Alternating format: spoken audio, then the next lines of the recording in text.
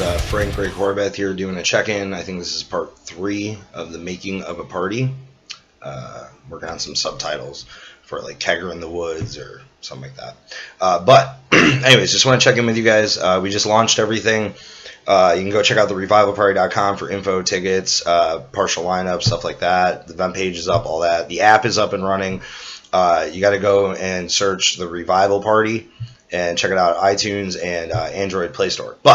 So the Revival so far is going all right. A bunch of people hit me up about the band thing, and that's always going to happen. So anytime you do something like this, you can post a million times that you're going to, have, you're looking for bands, you have a registration thing, you have submissions, all that stuff. And no matter what you do, when you post that the show is coming or something, you're always going to get hit up with people. So do yourself a favor and always try to leave a few slots open. You'd be surprised who hits you up and maybe you want them to play or they can offer something that you want to do. So I just got back from checking out Dead Horse Trauma's CD release party. It was awesome. Sold out show, like 650 plus people. Promotion. It was awesome. Great time. Thank you to all those guys out there, the Dead Horse crew, everybody. Great time. So, but interesting concept, though, came out there. So we went out there and we were handing out flyers, which for those of you who forgot what those look like, these are these things here. And it's kind of a lost thing. So we're standing outside and we're handing out all these flyers and stuff to all these people, and it's good promotion, whatever. And to quote Seth from Dead Horse Trauma, he's like, nobody ever has a good playbill anymore, or a handbill, which is a great way to put it. But and this is true, and it's an easy thing you can go do. They're not super expensive anymore. So there's multiple places you can go. We use Ally Printing, but there's all kinds of other places. But speaking of promotion, though, in that line, so when you're promoting something bigger, though, or even like a smaller show, people obviously still listen to radio. And there's radio stations everywhere across the country, from big to small. But, people ask me, like, well, how do you get a commercial on the radio? Or how do you get radio involved? And the easiest thing is, and this may seem stupid and simple, but it's important, is, you go to their website, you go to contact, and you look for advertising department. And what you want to do to build a relationship with the radio station, you don't want to just come at them and be like, hey, I got this show, and I want you to sponsor it, and it's going to be awesome. Because one, if the radio station's in a bigger market, you probably don't have an awesome show to them in comparison to what they're used to working with.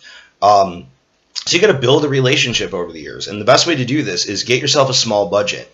So if you're booking shows or promoting anything, an album, anything, and you don't even have to make your own commercial. Like I'm lucky because I can make my own voiceover, send it to the station, whatever. So I save a few bucks. But a lot of these places, if you give them what it is you want them to say or what it is you're trying to promote, they'll make the commercial for you, which is a huge help. And you'd be surprised at how cheap it can be to help promote something. So depending on the station size, you come at them with a budget that you can work with. Sometimes they'll have a list and they'll send it to you and say this is their advertising prices and stuff like that. But if you're in a slightly smaller market, you can easily contact them and say, listen, I have an upcoming event. I have $300 that I can use to buy some radio ads. And most likely they're going to work out a scenario where this is what your money can buy you and this is how much promotion you can get. So you want to do this over the course of time, a bunch of different times. And as you do that, you build a relationship and you slowly build up and ask for more things over time. Like, hey, do you think you can do a Facebook share? Can this include a ticket giveaway?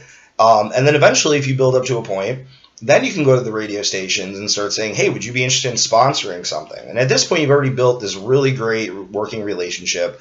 They like you because you spend money. And so maybe they'll support you a little bit more now. So promotion is always going to be key. But if you don't have $300, $400, $500 to buy a couple radio ads, or you can't afford the by us we have the Illinois Entertainer, but if you can't afford to buy an ad in the magazines or a Revolver or something like that, you don't have like the $1,200 for a little ad like that.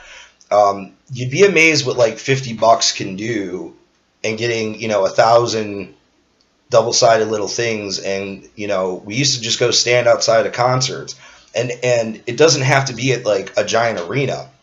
Go find a 500 person venue, stand outside, hand out flyers.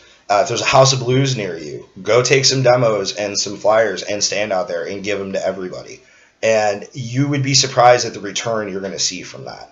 So don't ever think that a budget, although yes, very helpful to have a butt ton of money, obviously. That's always going to be an awesome thing to have. But if you don't, you can still do a lot with less.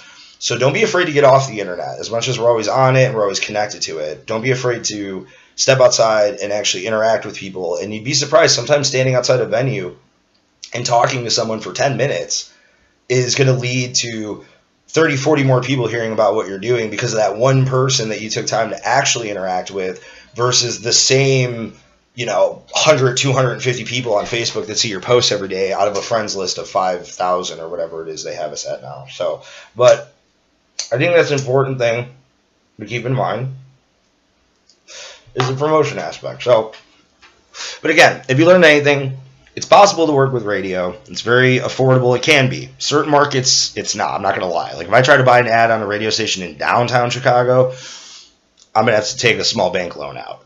But in other markets, it's a lot more affordable. So don't be afraid to hit up people and ask and, just reach out. So anyways, guys, if you have any questions, comments, concerns, you want to make fun of me, I don't care what it is, comment on the video. Like, share it, subscribe to the channel, do whatever you got to. Check out the revivalparty.com. Tickets, information, upcoming shows, all kinds of fun stuff. And just once again, I want to give a big shout out to everybody out in Iowa. Great time. Thank you to Dead Horse the Dead Horse family and the crew and everyone. I had a great time at the after party. There's really no video of that because there never should be because that's our time. All right, guys, I'll be checking in with you soon. All right, peace.